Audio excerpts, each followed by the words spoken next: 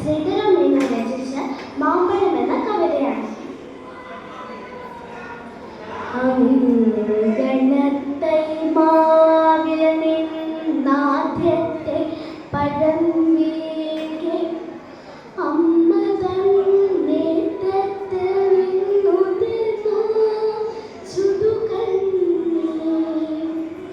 4 മാസത്തിൻ മുൻപിലേറെ നാൾ കൊതിച്ചിട്ട് ഈ ബാലമാകന്തം പൂവിട്ടുണ്ണികൾ വിരിയവേ. അമ്മ തൻ മണിക്കുട്ടൻ പൂത്തിരി കത്തിച്ചപ്പോൾ അമ്മലർ ചെണ്ടും നൊടിച്ചാഹ്ലാദി ചടുത്തെത്തി. ചൊടിച്ചു മാതാവപ്പോൾ ഉണ്ണികൾ വിരിഞ്ഞ പൂവൊടിച്ചു കളഞ്ഞല്ലോ കുസൃതി കുറുനേനി. മാങ്ങനി വീഴും നേരമോടി ചെന്നെടുക്കേണ്ടോൻ പൂങ്കുല തല്ലുന്നതും തല്ലുകൊള്ളാനിട്ടല്ലേ. പൈതലിൻ ഭാവം മാറി വദനാംബുജം വാടി. കൈതവം കാണാ കണ്ണു കണ്ണുനീർ തടാകമായി.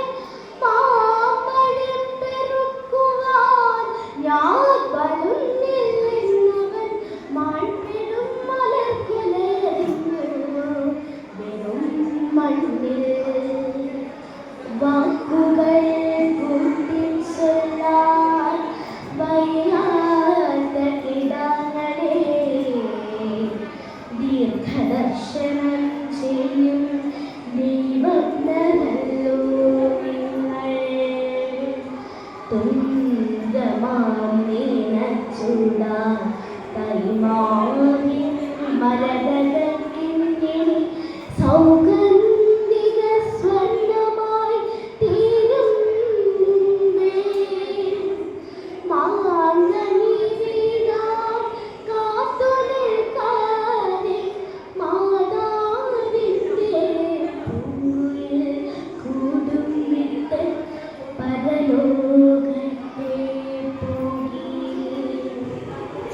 വാനവർ കാലോമലായി പാലിനെ കുറിച്ചു ദാസീനനായി ക്രീഡാരസലീനനായവൻ വാടി.